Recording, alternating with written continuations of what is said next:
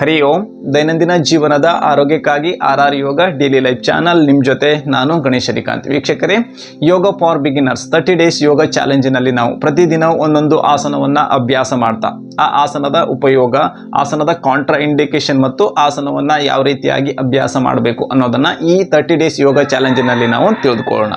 30 days ಯೋಗ ಚಾಲೆಂಜಿನ 18ನೇ ದಿನದ ಅಭ್ಯಾಸದಲ್ಲಿ ನಾವು ವಕ್ರಾಸನವನ್ನು ಅಭ್ಯಾಸ ಮಾಡೋಣ. ಈ ವಕ್ರಾಸನವನ್ನು ದಿನನಿತ್ಯ ಅಭ್ಯಾಸ ಮಾಡೋದ್ರಿಂದ ಹೊಟ್ಟೆ ಅಂಗಗಳನ್ನು ಚೇತನಗೊಳಿಸಿ, ಜೀರ್ಣಕ್ರಿಯೆಯನ್ನು ಸುಧಾರಿಸಿ, ಮಲಬದ್ಧತೆ ಮತ್ತು ಬೆನ್ನು ನೋವನ್ನು ನಿವಾರಣೆ ಮಾಡಿಕೊಳ್ಳುವಲ್ಲಿ ಈ ಆಸನ ಉತ್ತಮವಾದ ಆಸನವಾಗಿದೆ. ಈ ಆಸನವನ್ನು ಸ್ಲಿಪ್ ಡಿಸ್ಕ್ ಇರುವವರು, ಹಾಗೆ ತೀವ್ರ ಬೆನ್ನು ನೋವು ಇರುವಾಗ ಮತ್ತೆ ಹರ್ನಿಯ ಸಮಸ್ಯೆ ಇದ್ದವರು ಈ ಆಸನವನ್ನು ಅಭ್ಯಾಸ ಮಾಡಬಾರ್ದು.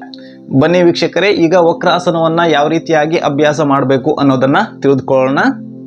ವೀಕ್ಷಕರೇ, 30 ಡೇಸ್ ಯೋಗ ಚಾಲೆಂಜಿನ 18ನೇ ದಿನದ ಅಭ್ಯಾಸದಲ್ಲಿ ನಾವು ಇವಾಗ ವಕ್ರಾಸನವನ್ನು ಯಾವ ರೀತಿಯಾಗಿ ಅಭ್ಯಾಸ ಮಾಡಬೇಕು ಅನ್ನೋದನ್ನು ತಿಳಿದುಕೊಳ್ಳೋಣ. ಮೊದಲು ನಾವು ದಂಡಾಸನದ ಸ್ಥಿತಿಗೆ ಬರೋಣ. ಎರಡು ಕಾಲುಗಳನ್ನು ಮುಂದಕ್ಕೆ ಚಾಚ್ತಾ ಇದು ದಂಡಾಸನದ ಸ್ಥಿತಿ. ಅದಾದ ನಂತರ ನಿಮ್ಮ ಎಡ ಮಂಡಿಯನ್ನು ಮಡಚಿಕೊಳ್ಬೇಕು. ಹಾಗೆ ಎಡ ಪಾದವನ್ನು ಬಲ ಮಂಡಿಯ ಹತ್ತಿರ ತೆಗೆದುಕೊಂಡು ಬನ್ನಿ.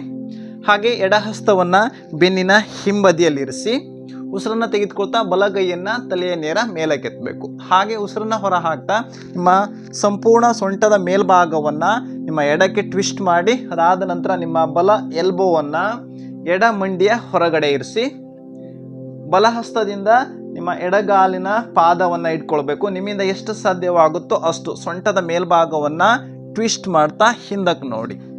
ವಕ್ರಾಸನ. ಈ ಸ್ಥಿತಿಯಲ್ಲಿ ನೀವು ಸಹಜವಾಗಿ ಉಸಿರಾಟವನ್ನು ಮಾಡ್ತಾ 30 ಸೆಕೆಂಡ್ಸ್ ಹೋಲ್ಡ್ ಮಾಡಿ. ಸಂಪೂರ್ಣ ಬೆನ್ನಿನ ಭಾಗದಲ್ಲಿ ಆಗುವಂಥ ಸೆಳೆತವನ್ನು ಗಮನಿಸಿ. ಸಹಜವಾದ ಉಸಿರಾಟ. 30 ಸೆಕೆಂಡ್ಸ್ ಹೋಲ್ಡ್ ಆದ ನಂತರ ನಿಧಾನವಾಗಿ ಸೊಂಟದ ಮೇಲ್ಭಾಗವನ್ನು ಮಧ್ಯಕ್ಕೆ ತೆಗೆದುಕೊಂಡು ಬನ್ನಿ. ಉಸಿರನ್ನು ತೆಗೆದುಕೊಳ್ತಾ ಕೈಯನ್ನು ಮೇಲಕ್ಕೆತ್ತಿ, ಹಾಗೆ ಉಸಿರನ್ನು ಹೊರ ಹಾಕ್ತಾ ನಿಧಾನವಾಗಿ ಕೈಯನ್ನು ಕೆಳಗಡೆ ಇಳಿಸ್ತಾ ಎಡಗಾಲನ್ನು ನೇರ ಮಾಡಿ ಮೊದಲಿನ ಸ್ಥಿತಿ ದಂಡಾಸನ.